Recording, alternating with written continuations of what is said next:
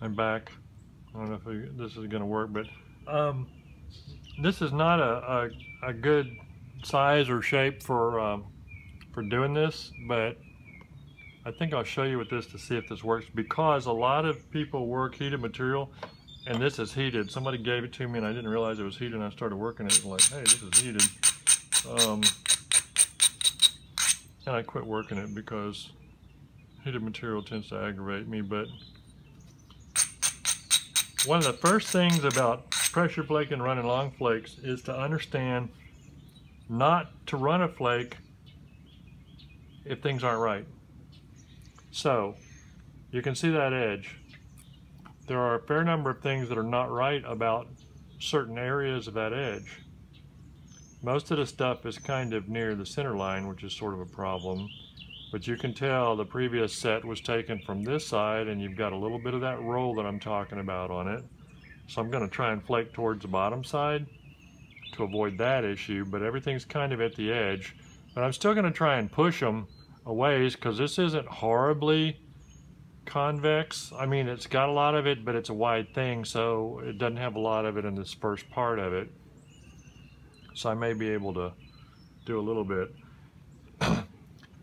If you're working with antler, go watch somebody else like Marty. Don't watch this, because my edges that I'm setting up for this are not appropriate for antler at all. Antler, you want your edges thinner and you want to be ripping those things off. And it's a lot trickier to do it right, but totally different kind of technique. So anyway, I'm going to take this and I'm just going to start running some flakes. If I can possibly get it to focus. This may be yet another of those sorts of things that just doesn't work out. I don't even have this camera right.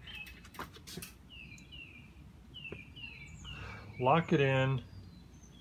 You can anvil with the back, or you can anvil with the forefinger on the back of stuff, but eventually if you start getting good at this and shooting your flakes too far, you'll be sticking flakes in your finger. The key thing is to control against the roll. I stick my hand into my leg and lock it in there, lock this hand in with the other leg and get on it. And this isn't working because I'm leaning in too much.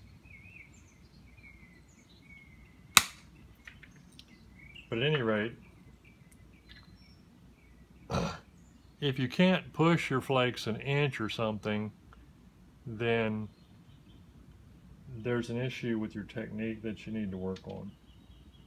Because I normally get way up here and hunch real big time with my upper body and making the flake run. And I didn't even do that.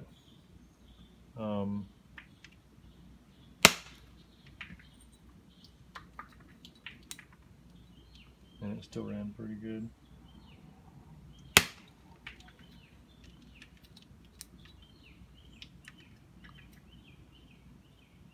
Now, I like using kind of a dull tip, and when you do that and you space your flakes out a little bit, you get a bit wide flakes that look like they're percussion.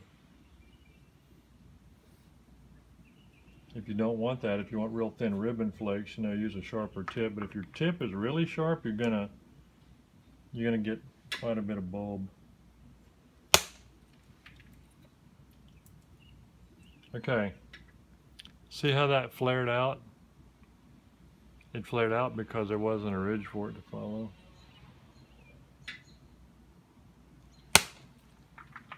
So if you're having too much flare, try and make sure you stay on the ridges from the previous flake.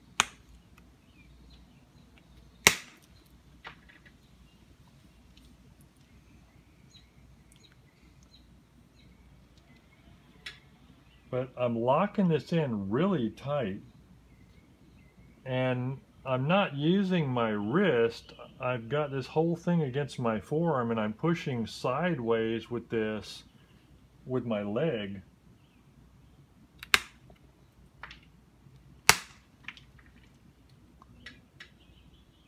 So anyway, in a nutshell, that's all that's required.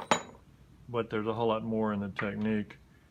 One of the problems that you have with your angles is the bevel on your tip. If you're using like a nail like this, for instance, you know, when you go and try and push, hang on, let me figure out how to do this. When you go try and push sideways, well, guess what? You've already got a bunch of angle. That would be sideways. This is, the forces go in the wrong direction. So you have to take into account how much bevel there is.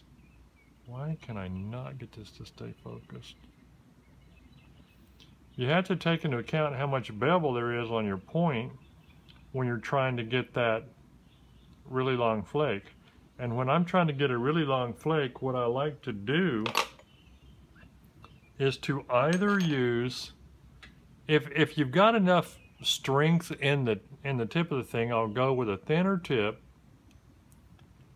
where I can get, you know, a flatter angle on that edge, or I'll hammer out the tip thinner and try and do it, hammer it out square, and that makes it stronger if you're pushing like where one side of that, one edge of that is. If you use that as your pressure point, it doesn't bend very easily, and you can hang it out fairly far and get it fairly thin and still put a lot of force on it. And I file the thing round at the tip, and that's about as sharp as I usually use unless I'm going to be doing finish work. But another issue, a key issue, is people tend to slip off the edges quite a bit. And I've seen people abrade and be slipping off the edges, and what they're not realizing is the copper itself tends to, it gets burred, which takes away a lot of your force, so you got to fix that. But it also gets slippery. If you push on a couple of flakes, sometimes that copper will get slippery. And I don't file it a lot to get rid of that. I just file it just barely to where it won't slip. The other thing about it is the powder on, powder off issue with the abrading, and I've talked to people about this before, and I never remember what all I've said because I've made hundreds of hours of video, because my memory isn't that good anyway. If you abrade and you're abrading hard material with a hard abrader, leaving the powder on likely to make it grabby like chalk in a pool cue, and might help you with your not slipping on your flake. But on the other hand, if the material you're working is soft and slippery and you leave the powder on, it may slip worse. So you're just gonna have to try different techniques and see what you think. One of my pet peeves about the edges of slabs is that they're just right angles, a square edge. That's the worst thing you can have because it's slippery. I wish somebody would invent,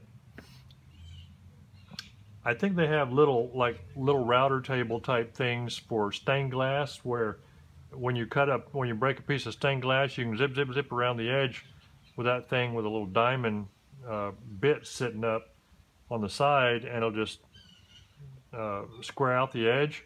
Well, that would be great to make a perfect normal slab, but even better would be if you had a bit that had a slight bit of convexity. So you put a slight bit of concavity, and you could bullnose, you could roll the ends of it or something too to get the sharp edges off. But if you had a slight concavity in the middle, you could push to either side, and it would be so much better angle and so much less slippage than on a square edge. But anyway, so in my next incarnation, I'll probably do that. I'm trying to think. This thing just isn't focusing well and isn't doing well. So let me see what I can try and show you.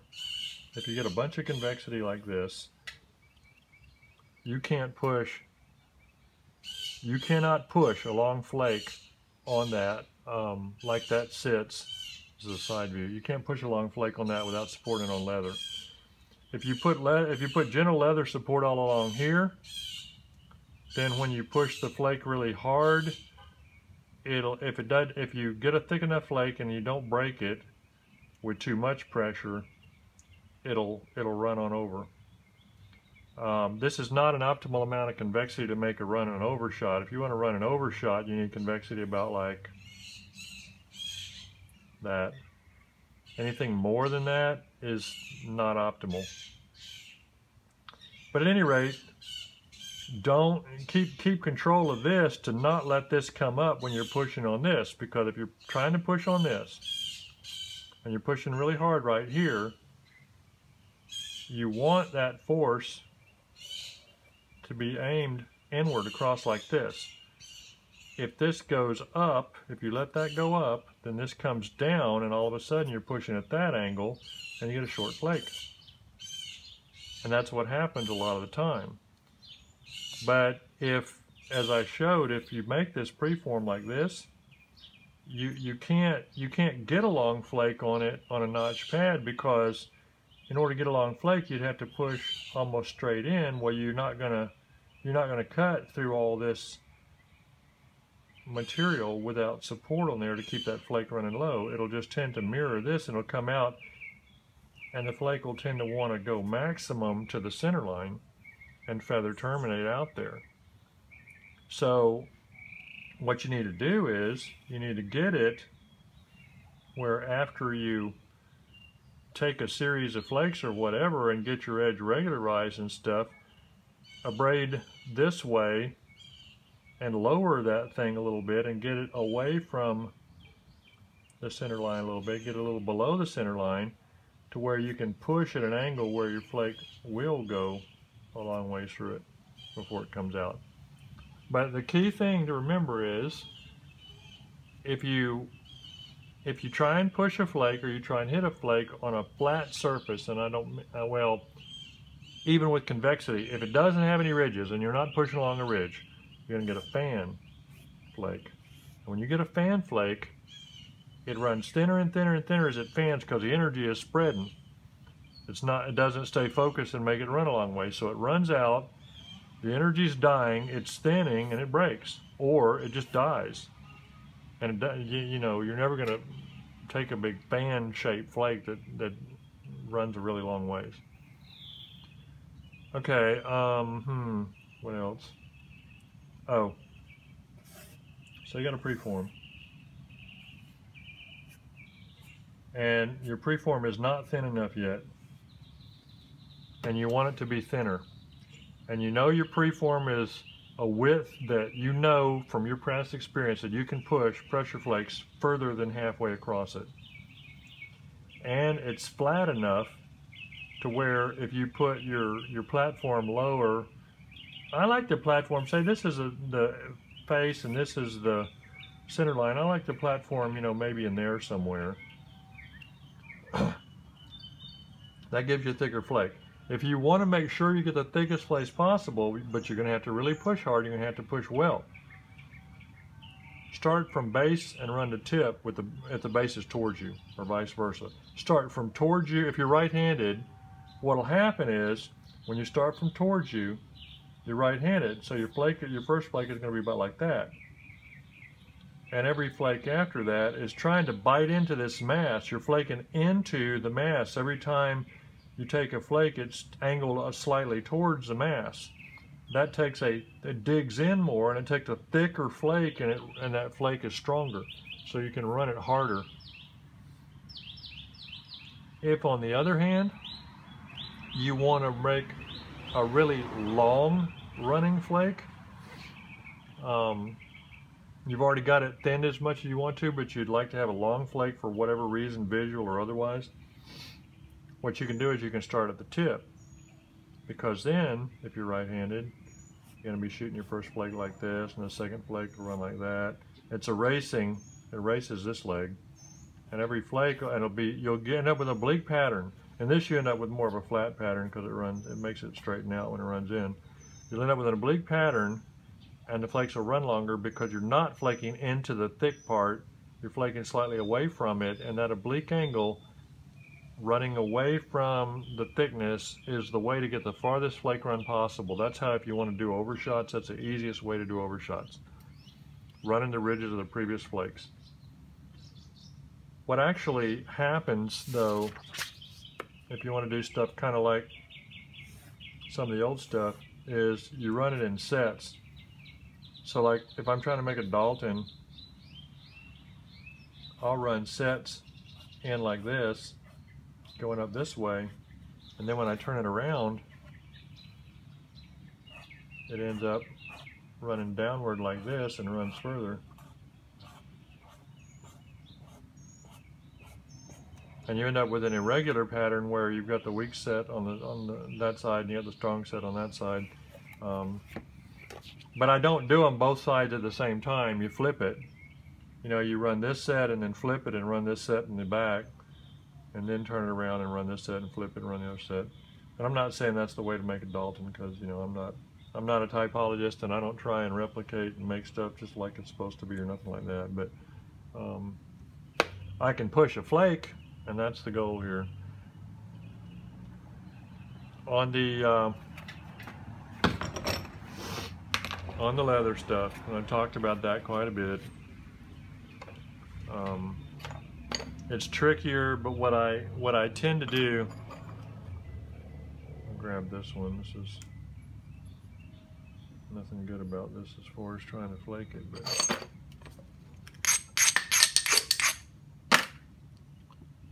if I can get this, and then I'm going to shut up because I'm not doing well today. But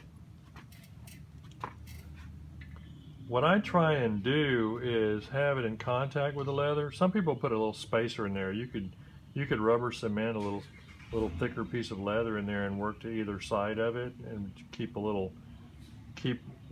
do your working near the gap.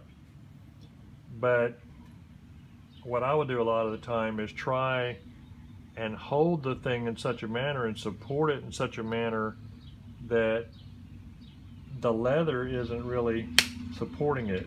My fingers are what's keeping it where it is. It's hard to explain. But when I do that,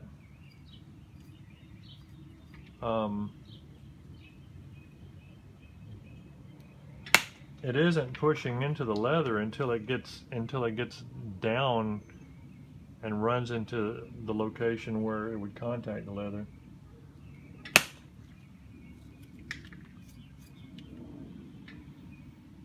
And usually the flakes are not feather terminating when they contact with leather. They have a slight little fingernail type termination, but I actually like how that looks. So this isn't working well because this is really tough material and I'm working from the center line, but still I'm pushing it almost to the center line. But you know, I shouldn't have set it up like this. But anyway, they're not hinging out up here is what I'm saying, and because I'm not having it contacting the leather way up there. This is real tough, and really on a real tough material like this, I shouldn't even be doing pressure work yet. I should run another series probably of heavy or with 1/4 inch indirect.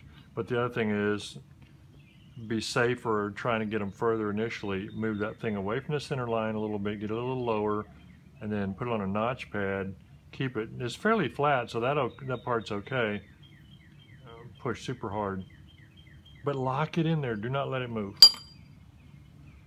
And another thing that I haven't really said much before is try and pop your flakes and take them rapidly and see what happens. See if that doesn't help you. This is tough stuff too.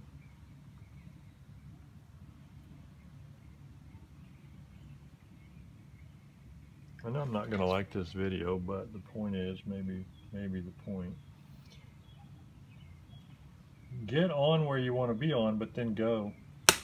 When you push fast and push hard onto it.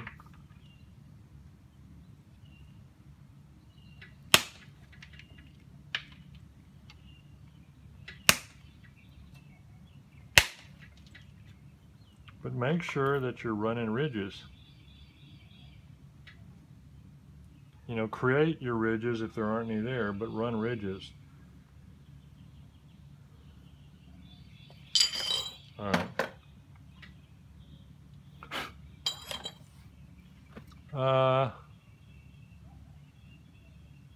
Can't think of anything else exciting to say.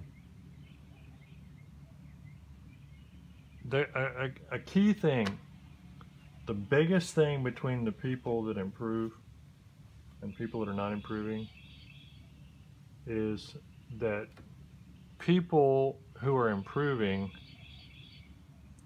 think about what they're going to do and what will work, and then they do something, and then they analyze what they did and see the result, and then they make adjustments, and it's an experiment. It's a continuous rolling experiment. Figure out what kind of flake you need, come up with how you think it's going to go, take the flake, but then analyze what happened and adapt. The people that don't improve don't do that. They just keep doing the same thing over and over and over, regardless of the result.